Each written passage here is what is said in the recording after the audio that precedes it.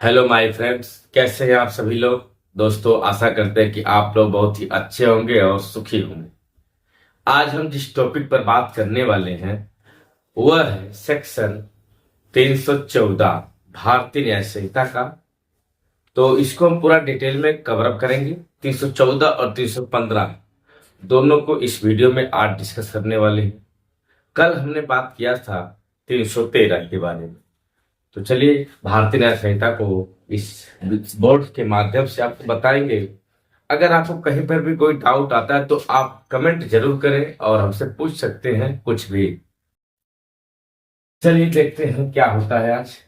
भारतीय न्याय संहिता बीएनएस का सेक्शन 314 और 315, आज इसी के बारे में टोटल चर्चा होने वाली है। तो दोस्तों, अगर चैनल पर आप पहली बार आए हैं ना, तो चैनल को मेरे सब्सक्राइब कर लीजिए, क्योंकि मेरे चैनल लॉ एजुकेशन जी को सब्सक्राइब करेंगे तो आपको लॉ से संबंधित, भारतीय न्याय संहिता से संबंधित और कानून से संबंधित तो सारी जानकारी प्रोवाइड होगी जिसकी हमें जरूरत है। देखिए, बात करेंगे बीएनएस का सेक्शन 314 के बारे में। बीएनएस 314 यह क्या बात करता है? यह बात करता है कि ऐसा कोई व्यक्ति जो संपत्तियों का क्या करे, दुर्विनियोग करे। कोई संपत्ति है और उसको क्या करे, बेईमानी पूर्वक दुर्विनियोग करता है। इसको हम लिखेंगे तो अच्छा रहेगा। देखिए, संपत्ति बेईमानी दुर्विनियोग।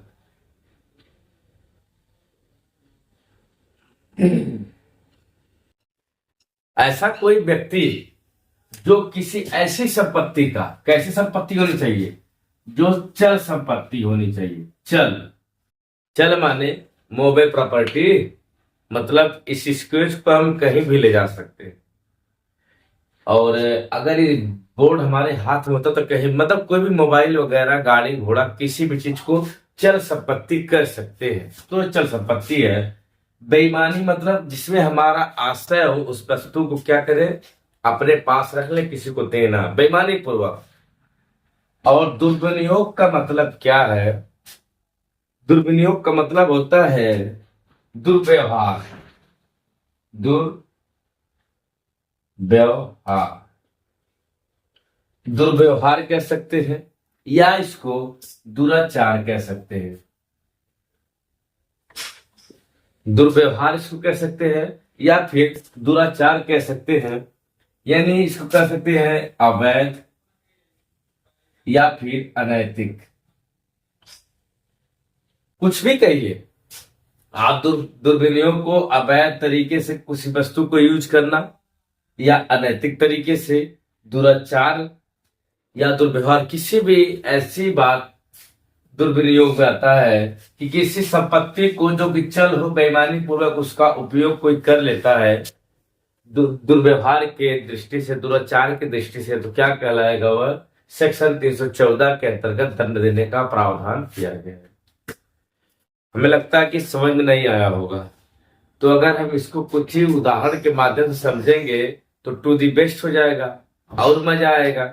चलिए इसको एक उदाहरण लेते हैं और उदाहरण के माध्यम से आपको समझाने का प्रयास करते हैं। देखिए, मान लीजिए ए नाम का कोई व्यक्ति है। ए नाम का कोई व्यक्ति है और यह रास्ते से जा रहा होता है, रास्ते से, फर्स्ट क्लास रास्ते से जा रहा है, और यहीं पर क्या हुई, सोने की अंगूठी मिल गई उसको, सोने की अंगूठी। अब रास्ते में सोने की अंगूठी मिल गई, इसका चेहरा खिल गया। अब देखिए, अंगूठी यह उठा लेता है। क्या करता है? यह अंगूठी उठा लेता है। इसकी अंगूठी नहीं है। देखिए, संपत्ति को उठा लिया, अब इसके मन में बेईमानी आ गई। अब इसको पता नहीं है किसकी संपत्ति है, लेकिन क्या करता है, बेईमानी पूर्वक आशय से, मतलब अपने पास रख लेता है और इसके जो ओरिजिनल मालिक है खोजने का प्रयास नहीं करता है कि ये किसकी है। खोजता तो शायद मिल जाते, एक गत्ते से रख क्या करता है, कहीं बेच देता है। और जब बेच दिया तो इसके ऊपर सेक्शन 314 लग सकता है। जिसकी अंगूठी होगी वह सेक्शन 314 के तहत इसके ऊपर मुकदमा दर्ज करा सकता है, क्योंकि इसने प्रयास नहीं किया उस व्यक्ति को खोजने का जिसकी वह संपत्ति अंगूठी गिरी हुई थी। तो बात समझ में आ गई, आसान से शब्दों में समझिएगा।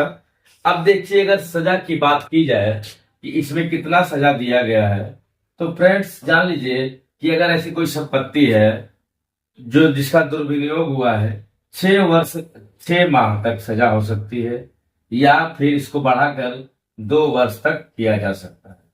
6 माह से 2 वर्ष तक सजा की जा सकती है।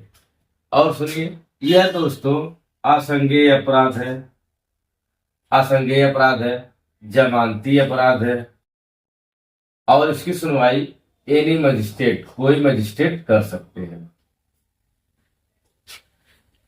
चलिए अब सेक्शन 315 की तरफ बढ़ेंगे। बीएनएस का सेक्शन 315।